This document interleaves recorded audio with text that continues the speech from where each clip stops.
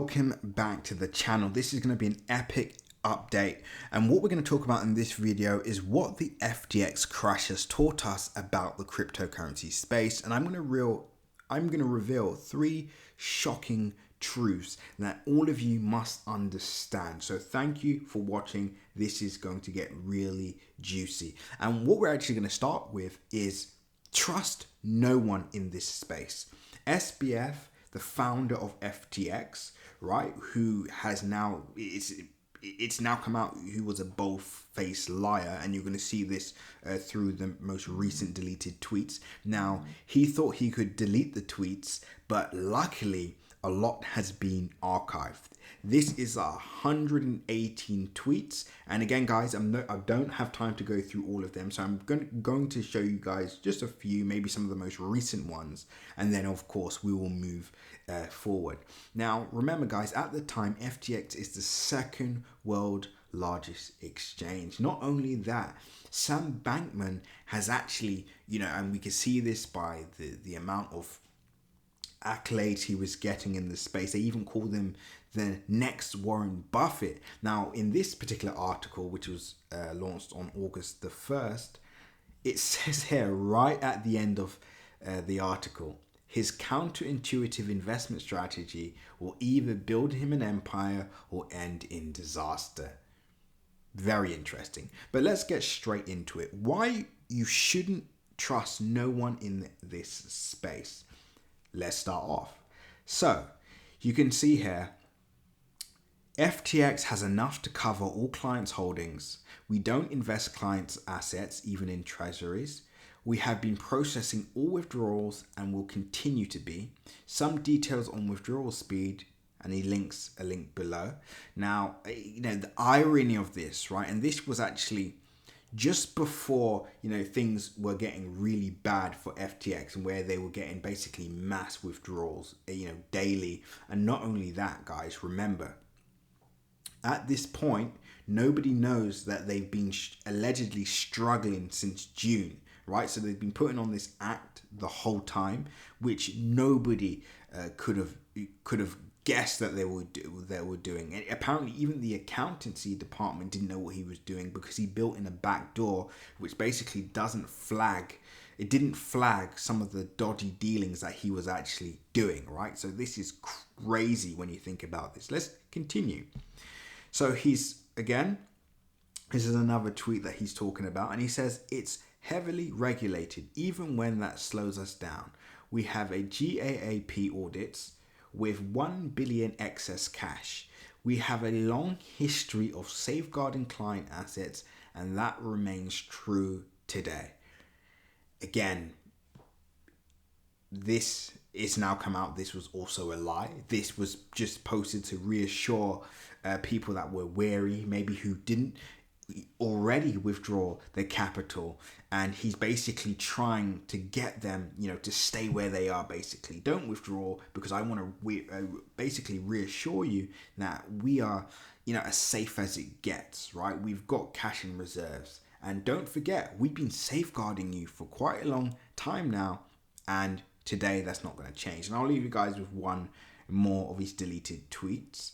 So he says here, and many of you probably would have seen this in real time, where he says a competitor is trying to go after us with false rumors.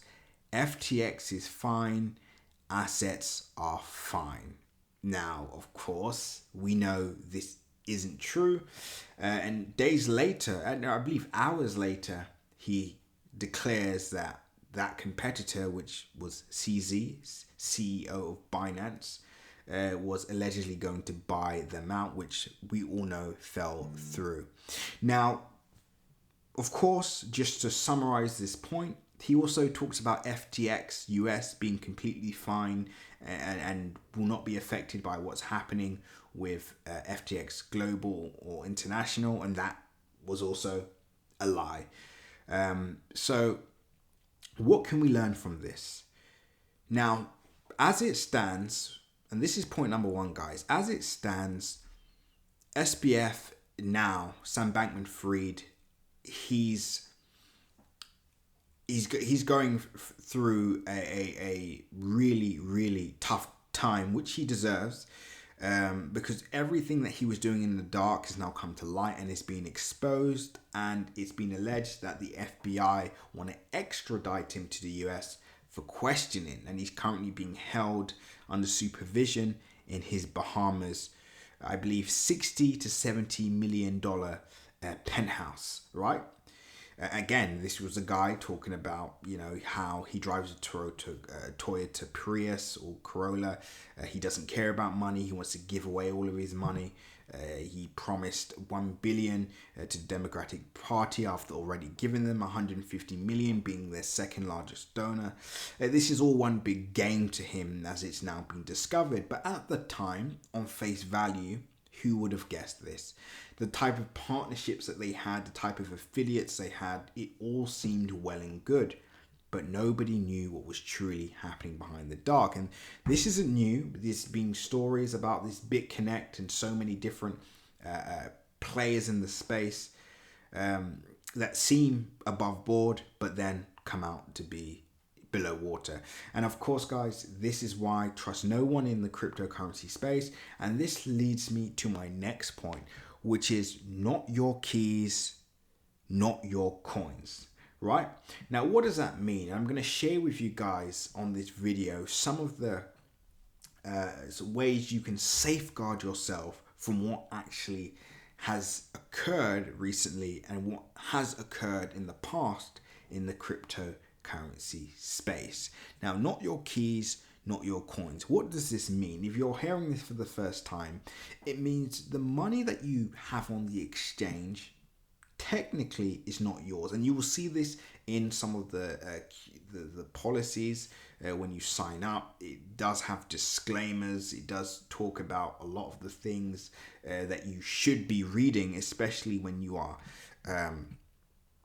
dealing in such a new space and a highly volatile space at that as well, right? So it means when you put your coins on the exchange, you basically hand over custody of your coins and you're entrusting it in these exchanges.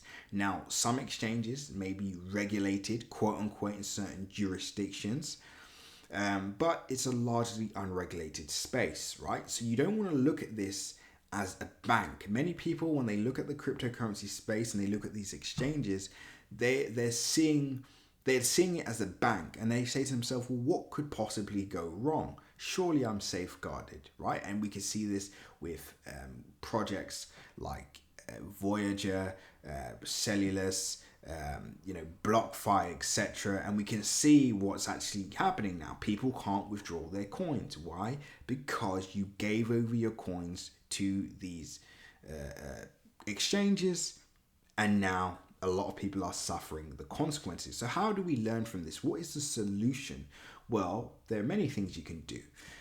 Number one, you can use Exodus wallet. So I actually have one of these myself. Now you're probably wondering, well, why is this different to an exchange? Well, the beauty of an Exodus wallet or a MetaMask wallet or a Nano Ledger, right? It's because, guys, guess what? You have custody of your coins. You have your coins in cold storage on chain in your custody, right? Which means you're in full control, which means if you want to access your coins whenever you want to send your coins whenever you want, you can do this, right? It means if an exchange goes under, it won't affect you because you have your coins in your own custody, right? And the ones I personally use is number one, MetaMask, number two, Exodus, and number three, Nano Ledger. Now you're probably wondering, well, what should I do and how should I treat exchanges? Well, the way I use exchanges is, number one, I keep, new coins, so coins that are, fairly, super alts, like super altcoins that could end up, I'm not going to say disappearing, but I've had issues in the past where I have used like my Ether wallet and there have been upgrades, and because I didn't, upgrade the coins to a different chain, I ended up losing those coins. So because of that, I do keep super new coins on the exchange until they build up a bit of traction, etc. However, with that being said, a lot of these ledger, etc., they do automatic upgrades. But still, I am scarred for life after those events that have happened in 2017, etc. So, and I also use coins to sell my coin and withdraw back to my bank account. But unless you're doing any of that, there's no real reason to keep your coins on the exchange, right? Now, let's move. And in fact, for those of you that are really new to the space, some of the exchanges that I like, Binance, they're number one, Coinbase as well. Those are the two exchanges that I'm confident in for many different reasons, largely due to Binance's extremely high reserves and also Coinbase's very, very high regulation. And they've also stated that they do not trade clients' funds, etc. Although, with that being said, that's what FTX said as well, which is why you want to keep your coins on an Exodus wallet, Binance, or Nano Ledger, or MetaMask wallet. Now, last but not least, right, is this. Don't confuse blockchain activity with decentralized activity. What we saw with FTX, what we have seen with these large exchanges doing really dodgy activity, unregulated activity, and clients losing their funds, this has nothing to do with Bitcoin, Ethereum, or actual projects themselves, especially the solid ones. This is largely to do with pure criminal activity and theft, which we see in a centralized space, right? Rug pulls, etc. This isn't a fault on on Bitcoin or Ethereum or some of these projects that we may be involved in, or the cryptocurrencies themselves or blockchain technology itself. This is all to do with greed. It's to do with gross negligence.